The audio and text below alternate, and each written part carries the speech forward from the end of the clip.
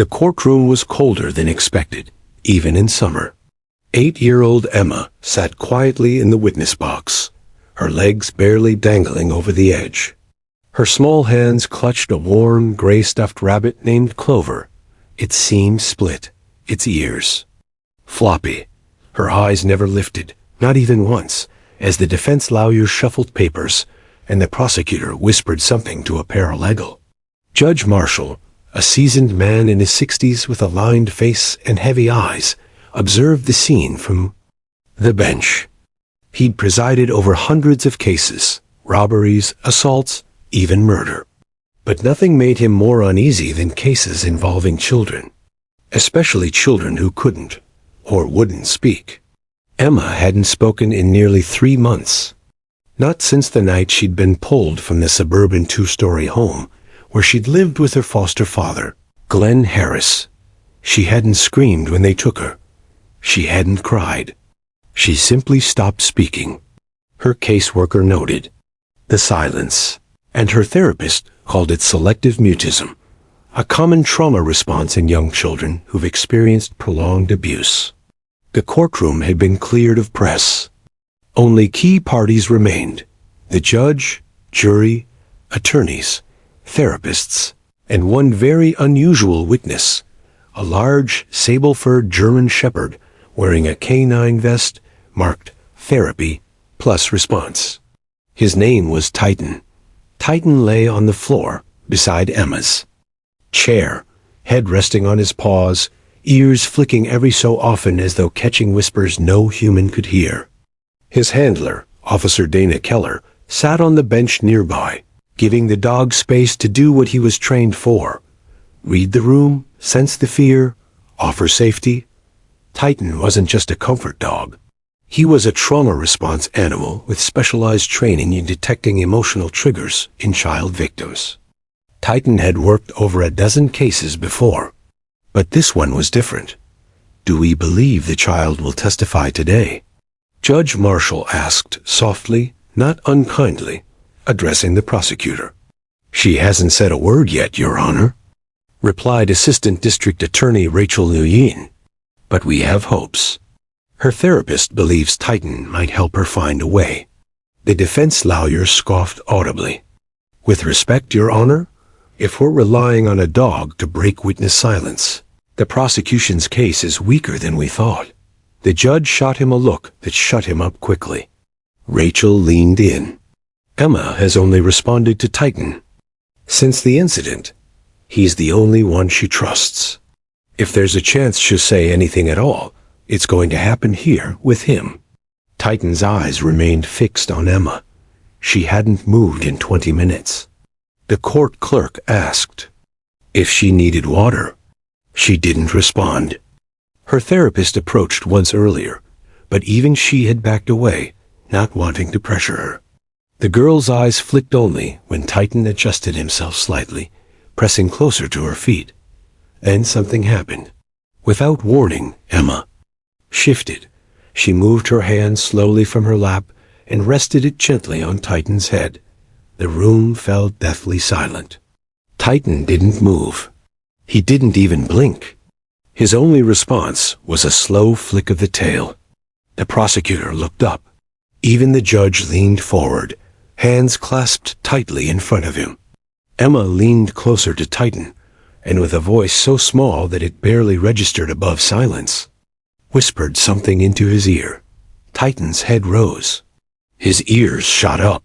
He stared directly across the room, not randomly, but with eerie, precise intent, and locked eyes with Glenn Harris. The accused didn't blink, but his jaw shifted, almost imperceptibly. His lawyer nudged him, whispering something, but Harris didn't answer. "Did she say something?" the judge asked, surprised.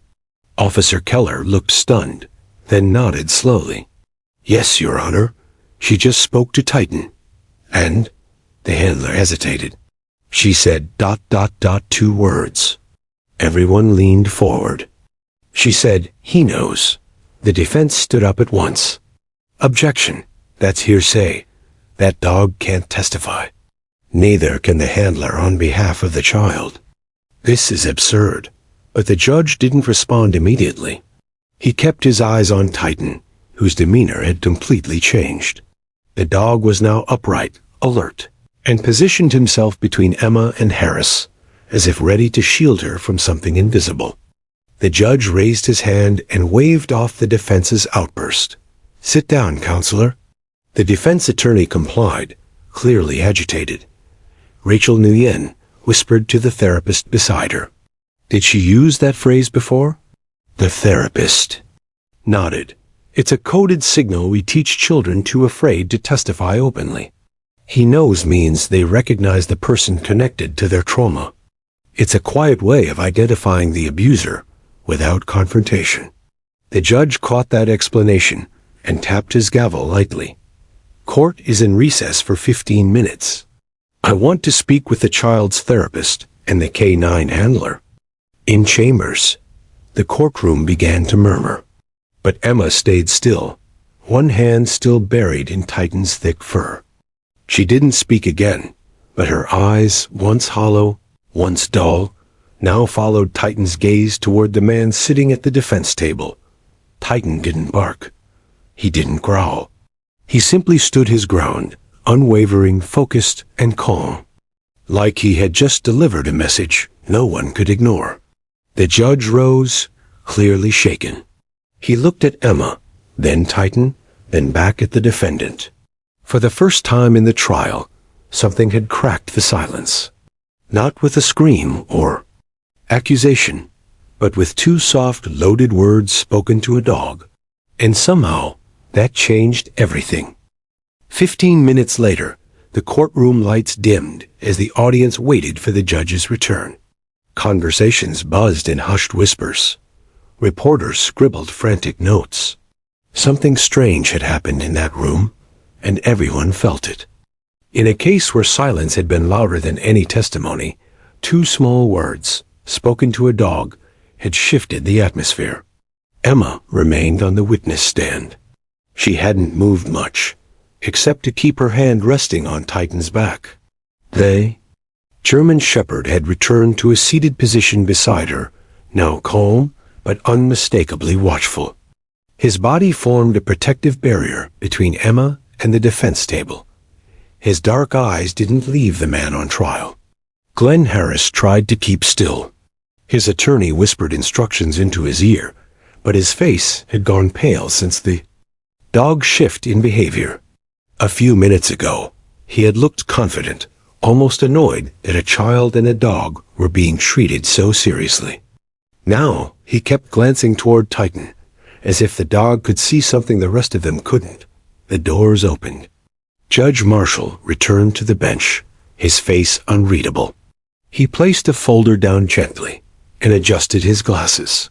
"I've met with the child's therapist and the K-9 handler in chambers," he began, his voice steady but noticeably tense.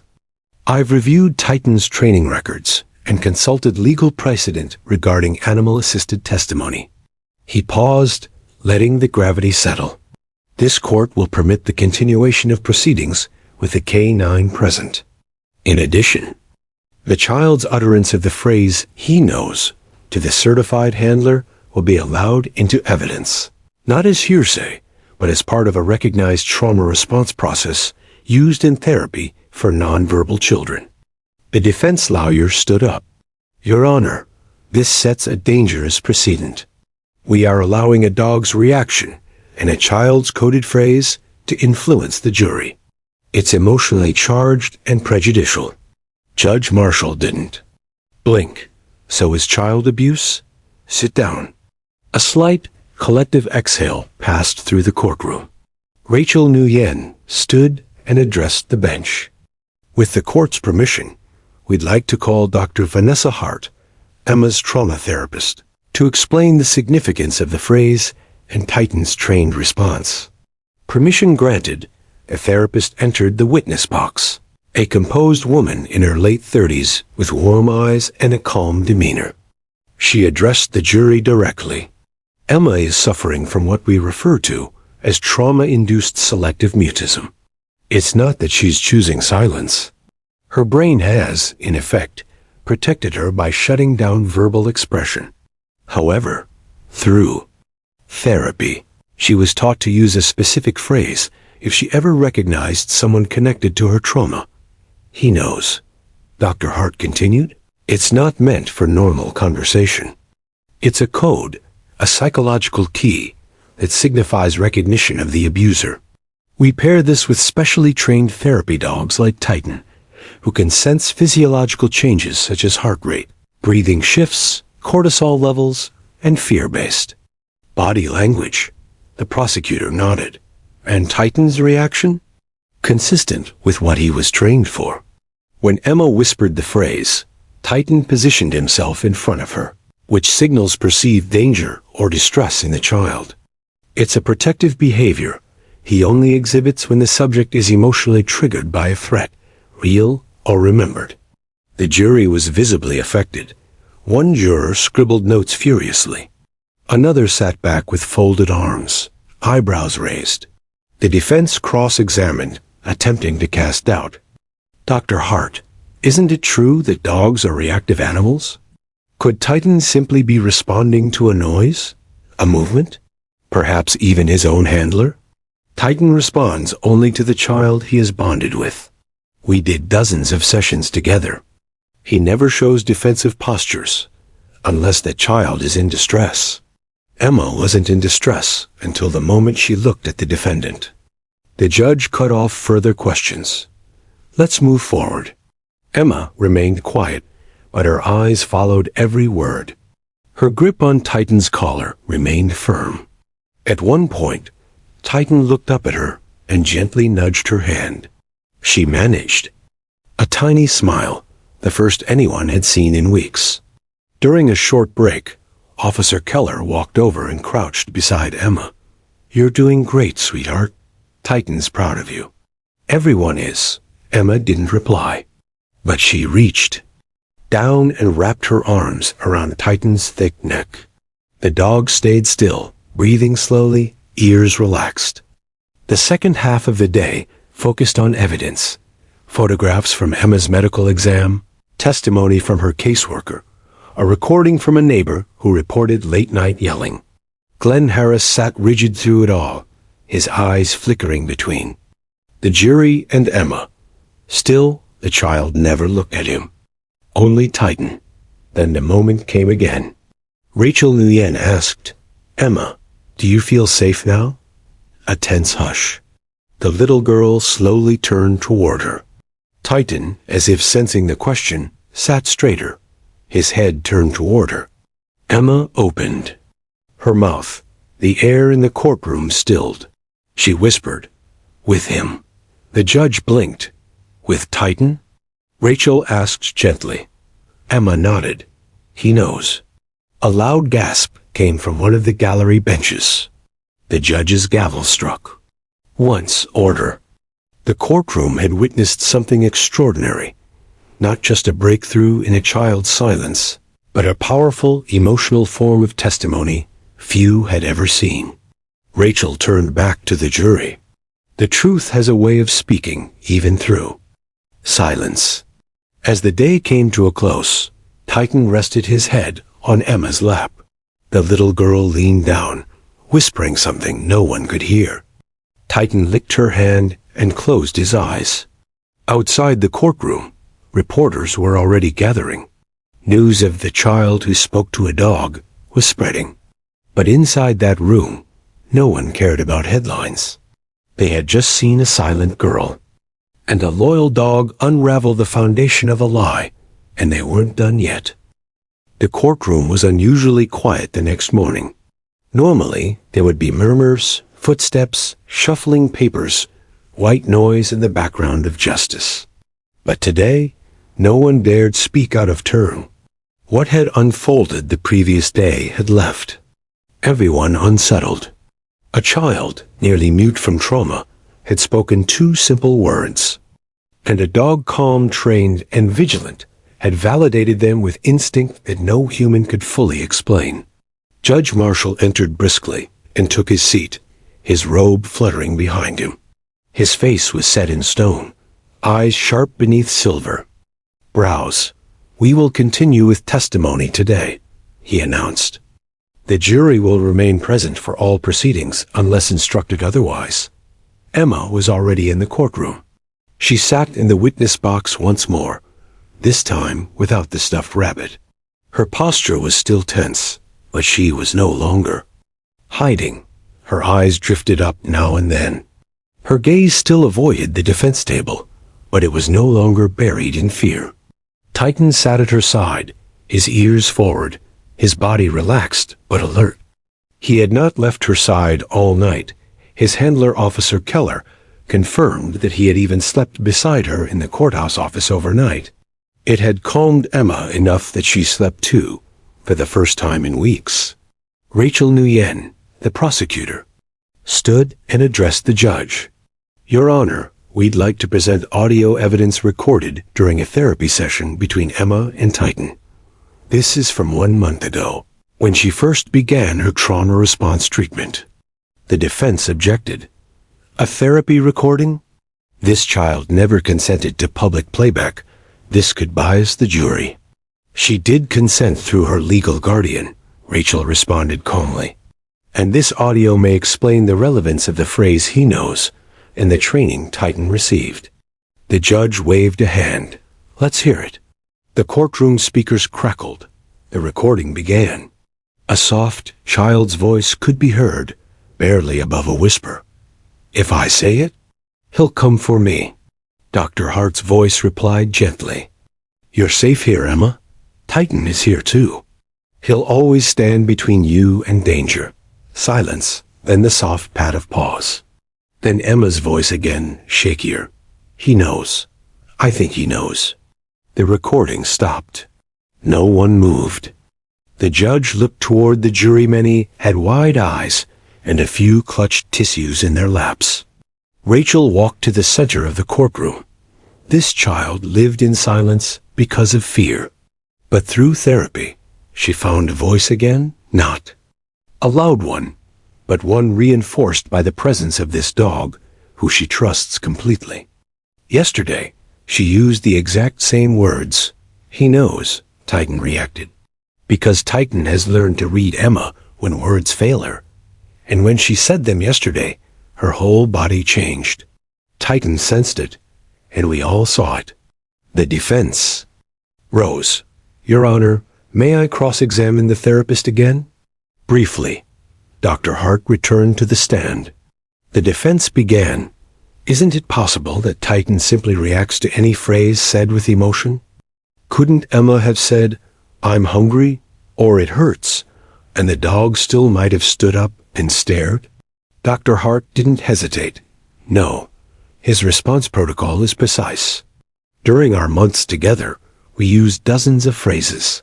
"He knows" is the one that triggers the protective stance.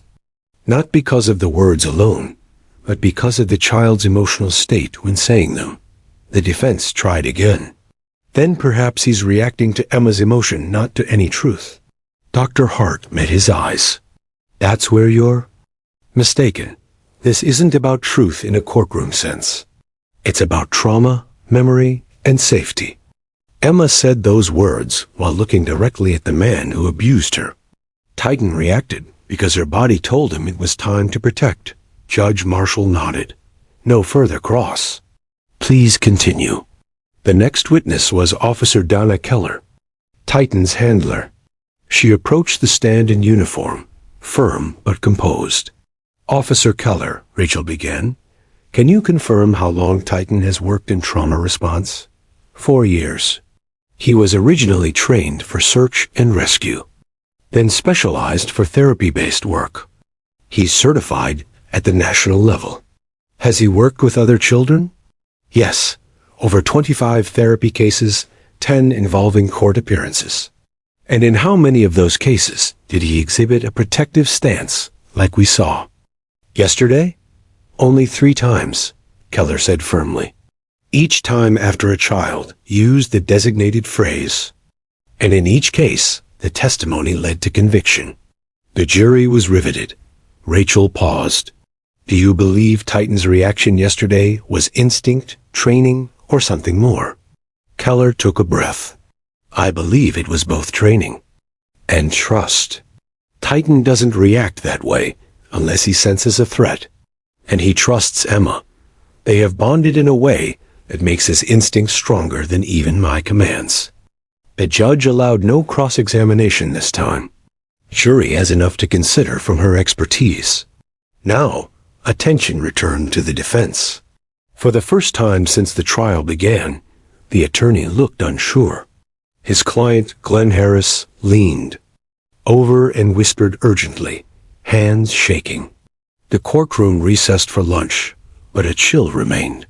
As everyone stood, Titan rose too. He remained close to Emma, nudging her forward gently. She walked without being carried this time. Rachel noticed. She's stronger today, she whispered to Dr. Hart. Yes, Hart replied. Because. Yesterday, her voice was finally heard. That afternoon, the defense declined to call any witnesses. There were murmurs, unusual in such a serious case, but the signs were clear. Something had shifted. The jury wasn't just listening to facts anymore. They had seen Emma's fear. They had watched a dog react as if he'd witnessed the crime himself. The final words of the day came from Judge Marshall. This court has seen many forms of testimony, visual, verbal, written. But in rare cases, silence speaks just as loudly. What this courtroom witnessed was not fiction nor coincidence. It was communication, a bridge between trauma and truth. As the courtroom emptied, Titan sat beside Emma once more. He had not barked. He had not growled. He had simply known. And soon, the rest of the world would too. The next day began earlier than usual. Reporters swarmed the courthouse lawn, shoving microphones into the faces of anyone who walked by. Headlines had already started circulating online. Girl speaks to canine, courtroom stunned. Dogs. Reaction may change child abuse case forever. Inside, the atmosphere was even heavier. More security officers stood near the doors.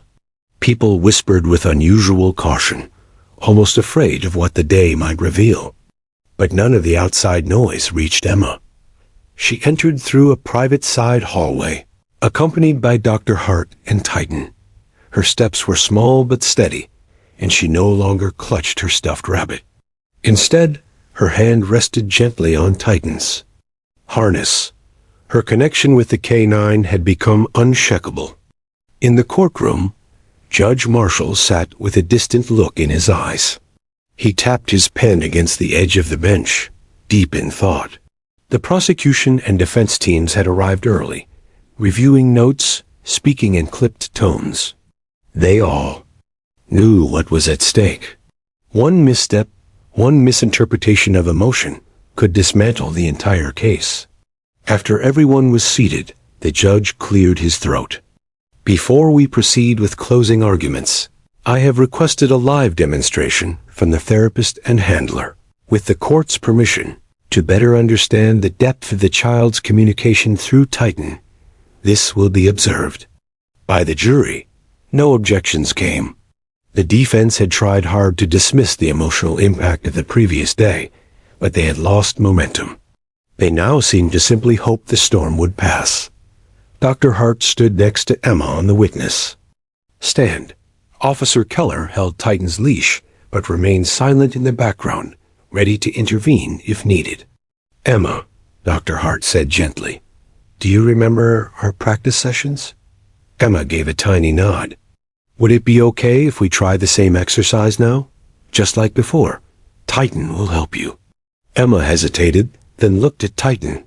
Okay, she whispered. The judge leaned forward slightly. The jury sat up straighter. Some even leaned in. Dr. Hart nodded. Good.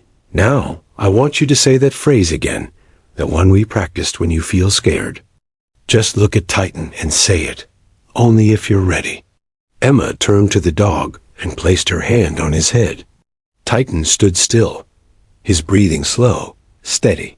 She took a breath. Then, in the smallest but clearest voice she'd spoken with, Yet she said, "He knows." Titan's response was instant. His posture shifted from relaxed to protective. He rose to all fours, stepped directly in front of Emma, and stared straight across the courtroom. He did not bark. He did not growl. But his body language said everything: calm, unmoving, protective. The judge's pen fell from his fingers and clattered on the desk. No one flinched. Rachel Nguyen rose. "Your Honor, I believe the demonstration speaks for itself." The defense lawyer stood up, clearly unsettled. "This is dangerously theatrical. The girl has been conditioned. This is a learned response, not truth." Dr. Hart turned to face him. "Yes, it's a learned response. But what you're failing to understand is that the emotion behind the phrase is not taught. That's real. That's trauma speaking. Titan only reacts when the child's fear is genuine. Objection speculative." The defense shouted. "Overruled," Judge Marshall said softly, never taking his eyes off Titan. The demonstration ended. Titan relaxed again and returned to Emma's side. She gently wrapped her arms around his neck and pressed her face into his fur. There wasn't a dry eye in the courtroom. The judge addressed the jury. "This demonstration was approved to help you understand the layers of this case. Not to sway emotion, but to reveal how communication can look different for trauma survivors. You will consider the evidence based on the law, but you may also consider context." After a brief recess, the court reconvened for one final twist. Rachel Nguyen called a surprise rebuttal witness, Titan's original trainer, a retired officer named Martin Blake. Martin took the stand with confidence, holding a binder full of training records. "Mr. Blake," Rachel asked, "can you tell us what Titan was originally trained to do?" "Search and rescue, narcotics detection, and trauma response. He's unique because he's able to read subtle behavioral shifts in humans, particularly children, better than most therapy dogs I've worked with."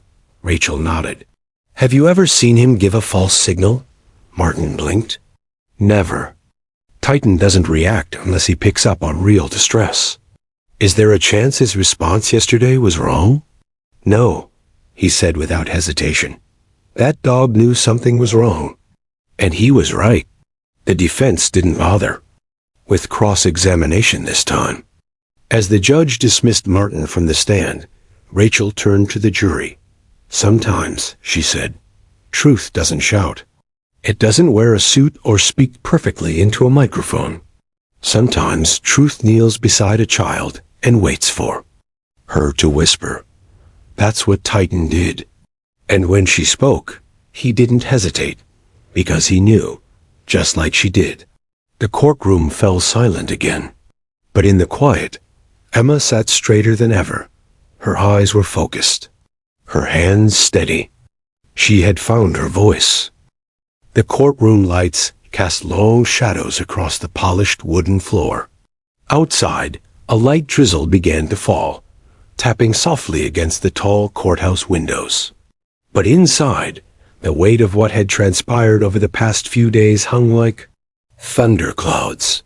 Everyone, jurors, lawyers, even the bailiff, could feel it. Emma sat calmly on the witness stand, her tiny fingers still resting on Titan's back. She hadn't said much since the live demonstration, but she didn't need to. The room had watched a child who couldn't speak stand firm behind a dog that spoke louder without words than most witnesses ever could. Rachel Nguyen, the prosecutor, rose slowly and approached the jury box. "I want to take you back to that first day," she said gently. "When Emma walked in here, she wasn't holding evidence. She wasn't prepared to speak. But she had someone with her who was trained, not just in behavior, not just in obedience, but in empathy. Titan doesn't bark when told. He barks when something is wrong. And yesterday, when Emma said 2 words, that dog became a mirror." She turned and looked at the defense table. "Some might say it's all coincidence. that a dog can't understand human trauma. But every therapist, handler, and expert who spoke in this courtroom confirmed the same thing. Titan responds to fear, real fear. And yesterday, we saw that fear in Emma when she looked at the man sitting right there. Glenn Harris sat stiffly, his hands folded too neatly on the table. His jaw clenched every few minutes, and his leg bounced under the table in quiet panic. The defense lawyer, Frank Belden, stood next. This is not about emotion. This is not about dogs. It's about facts, he said. And fact is, no one saw my client commit a crime. There is no video. There are no eyewitnesses. All we have is a traumatized child, understandably frightened, and a dog who cannot speak. He paced for effect, then turned sharply. Do you know how many cases have used animals as emotional support? Thousands. And yet, not one of them has ever stood as definitive evidence of guilt. He walked up to the jury box. I ask you to look at this case with reason. Sympathy is powerful, but justice demands proof. And proof cannot come from a dog's stare. He sat down abruptly, confident his words had landed. But in the silence that followed, Emma did something no one expected. She stood up. The courtroom gasped. Dr. Hart quickly rose to her feet, unsure what was happening. Titan remained still, but shifted slightly to Emma's side, as if ready to follow her anywhere. Emma looked straight at the judge. Her voice, barely above a whisper, was steady. He did it. A silence followed, louder than any outburst. He used to close the door when the others were gone, and he said, if I ever told, I'd be taken away again. She clutched Titan's harness tightly. But I'm already gone, and I don't want him to hurt anyone else. Her knees trembled. Titan pressed his body against her legs. The judge swallowed hard and leaned forward. Emma, would you like to sit down again? She nodded and returned to her seat slowly. Rachel looked at the jury, all of whom were frozen in disbelief. That moment was more than a statement. It was a child reclaiming her story. The defense immediately objected. Your Honor, I must move for a mistrial. That was an unapproved statement, under no direct questioning. Motion denied. Judge Marshall cut in, his voice steel. The witness has every right to speak, and the jury has every right to hear her. Frank Belden sat down, defeated. The jury wasn't looking at him anymore. They were watching Emma, watching Titan, watching a girl who only days before couldn't say a single word, now speaking louder than anyone in the room. During the lunch recess, reporters flooded social media with the update. She finally spoke. Canine and child turned courtroom upside down. He did it. Little girl breaks silence in abuse trial. By the time the court reconvened, the energy in the room had changed entirely. Emma was no longer seen as a victim too, broken to testify. She was a survivor who had waited until the exact right moment and found the courage to stand. That afternoon, Judge Marshall made a rare statement to the court before dismissing the jury for deliberation. This trial has been unique, he said, but justice is rarely simple. Sometimes it demands we listen in new ways, to silence, to emotion, even to animals. Because truth, at its core, doesn't always follow a script, but it always finds a way to speak. He turned to Emma with a softness that none of them had seen before. Young lady, your voice matters. It mattered yesterday, and it matters today. Thank you. Emma nodded, her eyes wet but unafraid. Titan leaned his head gently into her chest, tail wagging softly. The jury was dismissed. As they exited, nearly every one of them cast a glance at the little girl with the big dog, a glance that said they had heard her, and they believed her. The jury room was quiet, unusually so. 12 citizens sat around a large oak table, the weight of a child's testimony heavy on their shoulders. The scene replayed over and over in their minds. Emma standing, voice quivering, yet filled with truth. Her 2 words, "He did it," had pierced the courtroom like a lightning bolt. No one rushed to speak. Even the usual early talkers stayed quiet, uncertain how to break the thick tension. Finally, an older woman named Teresa, a retired schoolteacher, cleared her throat. "I've taught children like her. You can't force that kind of courage," she said softly. "That wasn't coached. That was real." A younger man named Jamal nodded. "That dog knew too. You all saw it."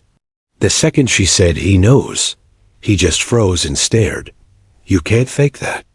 Another juror, Alan, a stern-looking contractor, folded his arms. "Dogs aren't evidence, but that girl?" She looked him right in the eye and said it. "That's not the face of someone making up stories?" "But there's no physical proof," countered Nancy, the only juror still skeptical. "No DNA, no footage, nothing concrete. We were told to rule based on facts, not feelings." Teresa looked at her. "Sometimes the facts don't show up in a lab report. Sometimes they show up in a child, finally speaking out after years of silence." The deliberation began in earnest. They reviewed every piece of evidence, or lack thereof. But all of it now lived in the shadow of Emma's brave testimony and Titan's unshakable presence. By late afternoon, a vote was called. 11 for guilty. 1 undecided. Nancy sat still. I need something more," she whispered. "Just one more reason to believe it without doubt." Meanwhile, back in the courtroom, Emma and Titan waited in a quiet corner room beside Rachel Nguyen and Dr. Hart. Emma was drawing on a small notepad, her face calm but focused. Titan lay at her feet, always watching. "You did something extraordinary today," Rachel said gently. Emma didn't respond immediately, but then quietly asked, "Will they believe me?" Dr. Hart smiled. "I think they already do." "You spoke your truth. That's the bravest thing anyone can do." In another corner of the courthouse, the defense team was in chaos. Glenn Harris paced like a caged animal, sweat beading on his forehead. His lawyer, Frank Belden, tried to keep him calm, but the cracks were showing. "They bought the dog story," Glenn muttered. "That mutt and that girl. It's all falling apart." Frank scowled. "It's not the dog. It's her. That testimony was real. You should have taken the deal when you had the chance." Glenn turned sharply. "I didn't do anything. That brat is lying." Frank's voice cut him off sharply. "Then why are you sweating like a guilty man?" Back in the jury room, the silence broke when Teresa quietly slid a piece of paper across the table to Nancy. It was Emma's drawing, left behind earlier that day in the deliberation room. It showed a little girl holding the leash of a large German shepherd. Behind them was a tall, shadowy figure in a doorway, red X's over his eyes. Above the figures, the words, "He won't scare me anymore," were written in crooked, careful handwriting. Nancy stared at it for a long time. "I believe her," she finally said. The jury pressed the buzzer. In the courtroom, everyone returned to their seats as the jury filed back in. Emma sat with her stuffed animal, Titan curled at her feet. The judge looked over the panel solemnly. "Ladies and gentlemen of the jury, have you reached a verdict?" The forewoman Teresa stood. "We have, Your Honor." The bailiff took the paper and handed it to Judge Marshall. He scanned it, then looked to the courtroom. "In the case of the state versus Glenn Harris on the charge of child abuse and endangerment, we find the defendant guilty." Gasps echoed through the room. Glenn's face turned pale, and he slumped in his chair. Rachel let out a long, slow breath. Dr. Hart smiled, tears in her eyes. Emma turned to look at Titan, who nudged her hand with his nose. She didn't cry. She didn't smile. She simply nodded, as if she already knew. The judge continued. Sentencing will take place in 1 week. Until then, the defendant is to be remanded into custody. As the bailiff cuffed Glenn and led him out, he glared one last time at Emma. Titan growled, just once, and the courtroom stilled. Judge Marshall tapped his gavel. Court is adjourned. As people began to file out, reporters flooded the hallway, cameras clicking wildly. But inside, Emma stayed seated. She turned to Rachel and said, "Did I help?" Rachel knelt beside her. "You did more than help. You saved yourself, and probably others too." Titan stood up and licked Emma's face gently. "For the first time all week," she laughed. That evening, news broadcasts across the country played the story again and again. Little girl's 2 words change everything. Therapy dog becomes key witness. The case that proved courage comes in small voices. Social media exploded with support. Artists drew Emma and Titan. Parents shared their own children's stories. Lawmakers quietly took notes on courtrooms, allowing emotional support animals. In cases involving trauma, Emma was never named in the media, her identity protected, but Titan became a symbol. Back home, Emma placed her drawing on her bedroom wall. Titan lay beside her bed, eyes closed, finally at peace. For the first time in her young life, Emma felt safe. And all it took was 2 words, and a dog who knew what they meant. 1 week after the trial ended, the courthouse felt quieter, as if it too had exhaled. But for Rachel Nguyen, the real work was just beginning. She had spent days answering calls from journalists, child advocacy organizations, and lawmakers asking how Emma's story had unfolded the way it did. Still, her thoughts kept returning to one simple truth. The little girl who whispered just 2 words had started something much bigger than herself. Emma remained under protective care with Dr. Hart and Rachel, while the courts arranged her placement with a family member. For now, she was safe in a foster home certified to handle trauma cases, one that welcomed both her and Titan. The golden-furred dog had grown more protective than ever. He stayed by Emma's side, rarely moving far from her.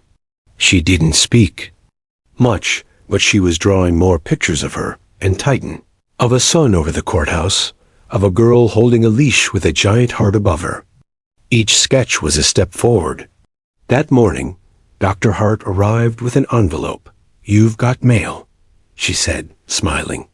Emma tilted her head curiously. "From who?" Rachel opened it gently and handed Emma the contents. A letter written in crayon from another little girl across the country. It read, "Dear Emma, I saw you on TV. You're very brave. I was scared too, but now I think I can tell someone. Thank you for helping me not feel alone. I have a dog named Toby, and he also listens to me. Love, Lily." Emma stared at the letter, her eyes widening. Her hands shook slightly, but she didn't cry. Instead, she whispered, "She has a dog, too." Dr. Hart leaned forward. "You helped someone, Emma, just by telling the truth." Rachel watched the moment with quiet pride. That single letter wasn't just a message. It was proof that Emma's voice had reached further than the courtroom. Meanwhile, across town, Judge Marshall was facing an unusual request. In light of Emma's case, a coalition of child psychologists, victim advocates, and therapy dog trainers had submitted a proposal to allow certified emotional support animals inside all courtrooms during child witness testimony in trauma cases. At first, some colleagues scoffed at the idea. "We can't turn courtrooms into petting zoos," one scoffed. "Justice has to be serious." But Judge Marshall had seen it with his own eyes. The way Titan's calm presence transformed Emma from a terrified child into a witness with strength. He picked up his pen and signed his support. "That dog gave that girl back her voice," he said. That's justice. Back at the precinct, the detective who'd handled Emma's case, Officer Melina Ruiz, had kept her distance during the trial, but followed every moment. Now, she was pulling out cold files, old abuse cases with inconclusive evidence, victims who had gone silent before trial. She looked through them with fresh eyes. If we had this kind of breakthrough back then, she murmured. She began to draft a report, suggesting a new protocol, pairing therapy dogs with vulnerable victims during interviews, not just trials. It was a long shot, but Ruiz believed in it now. Emma's voice had shown her that something different could work. Glenn Harris, now in a state prison awaiting final sentencing, sat alone in his cell. For the first time in weeks, the smug arrogance had drained from his face. The world outside knew what he did, and even hardened inmates gave him no mercy. Child abusers ranked lowest in their unspoken hierarchy. He barely touched his food. No one came to visit. The prosecutor had announced intentions to investigate other potential victims who may have never spoken up. Glenn's past was finally catching up with him. Back in the foster home, Rachel brought more letters from children who'd been inspired. Emma now had a whole box full. She read them slowly, lips moving quietly as she mouthed the words. One morning, she turned to Rachel and asked, "Can I write back?" Rachel smiled wide. "Of course you can." With Titan curled up beside her, Emma began writing. Her first reply was to Lily. "Dear Lily, thank you for writing to me. I was scared too, but I had Titan, and he made me strong. You are strong too. Even if you're scared, tell someone safe. I believe you. Love, Emma." Her handwriting was still a little shaky, but the words were steady. She ended the letter with a drawing of Lily and a brown dog with a wagging tail. That evening, Rachel received a call from a couple, Emma's maternal aunt and uncle from Oregon, who had only recently learned what had happened. They had been estranged from the family, but wanted to meet her and possibly bring her home. Rachel hesitated. She knew Emma had already been through too much. But after careful vetting, background checks, and several emotional support sessions, a supervised meeting was arranged. Emma was quiet the day they arrived. She clutched Titan's leash tightly. But when her aunt knelt down and gently said, "You look just like your mom did when she was your age," something inside Emma seemed to shift. She didn't run. She didn't cry. She simply looked up and whispered, "Did you know I had a dog now?" Her aunt smiled. "I heard. I can't wait to meet him." The meeting went better than anyone expected. Emma didn't say much, but she didn't shut down either. She allowed her aunt to sit beside her while Titan lay across both their feet. It wasn't a miracle. It was a beginning. That night, Rachel watched from the porch as Emma and Titan played in the yard under the stars.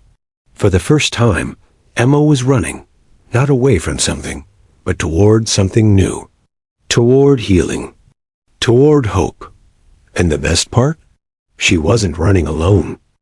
3 months after the trial, the courtroom that once echoed with tension and fear now held a different kind of gathering, one filled with light, hope, and quiet celebration. The judge, Rachel, Dr. Hart, Officer Ruiz, and others who had played key roles in Emma's journey stood together for a small ceremony. At the front of the room, Emma stood in a soft yellow dress, holding Titan's leash and a framed certificate. It was official. Titan was now a certified courtroom support dog, and Emma, once silent, once hidden, was the first honorary junior advocate of the new child witness program. Rachel couldn't stop smiling. She had fought many battles in her career, but none quite like Emma's. It wasn't just a legal victory. It had become a symbol of reform. Emma's voice had changed laws. Several states were now reviewing legislation to allow support animals in courtrooms. Training programs had begun popping up around the country. But for Emma, It wasn't about headlines or policy. It was about finding her voice again, and using it not only for herself, but for others too. After the ceremony, she handed Rachel a handwritten card with a drawing of herself Titan, and Rachel, holding hands. "Thank you for helping me speak," it read. "Now I help others speak too." She meant it. Emma had started joining Dr. Hart during group sessions with other young survivors. She wasn't forced to talk, but when she did, the other children listened closely. They saw someone who'd stood where they stood and made it out. Her presence became a quiet form of therapy. Her two whispered words, "He hurts," had started a ripple effect she couldn't yet understand, but everyone else did.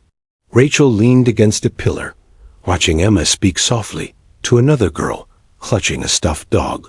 "You're not alone," Emma said, mimicking Rachel's voice from months ago. Across the room, Judge Marshall watched with pride. He'd recently returned from a judicial conference where he shared Emma's story. The reaction stunned him. Judges from across the country approached him with questions about Titan, the courtroom response, and how they could implement similar protocols.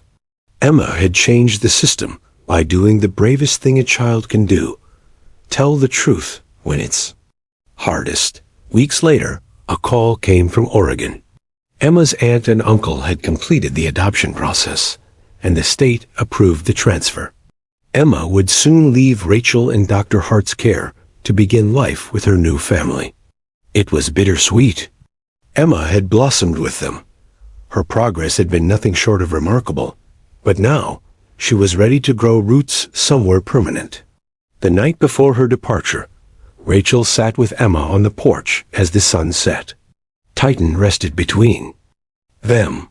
"Are you scared?" Rachel asked gently. Emma nodded. "A little, but Titan's coming too," Rachel smiled. "He always will." Emma hesitated, then added, "What if I forget you?" Rachel placed a hand on her shoulder. "You won't, and I'll never forget you either. You changed my life, Emma." The next morning, Dr. Hart, Rachel, and Titan rode with Emma to the airport. Her new parents waited at the gate, smiles and hugs ready. The moment Emma saw them, she didn't run away. She let go of Rachel's hand and ran toward something new, just like she had in the yard that night, but this time with open arms. She looked back only once to wave. Titan barked, as if saying goodbye. Rachel and Dr. Hart stood in silence for a moment. "She's going to be okay," Dr. Hart said. "She already is," Rachel replied. Back at the courthouse, Officer Ruiz began working on the first official unit focused on victim-centered investigations using emotional support animals. Titan's story was used in officer training. Posters showed a photo of Emma and Titan with bold letters, "Courage comes in many forms. Let's help them speak."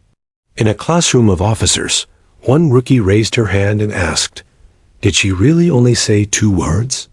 "Yes," Ruiz said, and it was enough to change everything. Months passed. Emma settled in with her new family in Oregon. She enrolled in school, made a few friends, and joined a drawing club. Titan adjusted to his new life easily, still watchful, still loyal. He even became something of a school mascot, visiting her classroom once a month as a reading buddy for kids who struggled with anxiety. One day, Emma stood in front of her classmates to give a presentation about animals that help people. She was nervous, but determined. Her teacher stood nearby in case she needed support, but Emma didn't hesitate. She showed a picture of Titan in the courtroom and said, "This is Titan. He's my best friend. He helped me when I couldn't talk." The room fell silent. Then one student raised his hand. "Were you scared?" Emma thought for a moment. "Yes, but he wasn't, and because of him, I could be brave." Back in her bedroom, letters still arrived, from children, parents, therapists, and even other judges. She kept them in a special box labeled Voices. Every once in a while, she'd pull one out and read it aloud to Titan. He'd wag his tail, curl up beside her, and listen as he always had. As the seasons changed, so did Emma, from silent to strong, from afraid to fearless. She still carried scars, but she no longer let them define her. She had learned that sometimes 2 words are enough to shake a courtroom. 2 words are enough to stop a judge in his tracks. 2 words are enough to change a law. And 2 words, whispered with courage, can set countless others free. The end.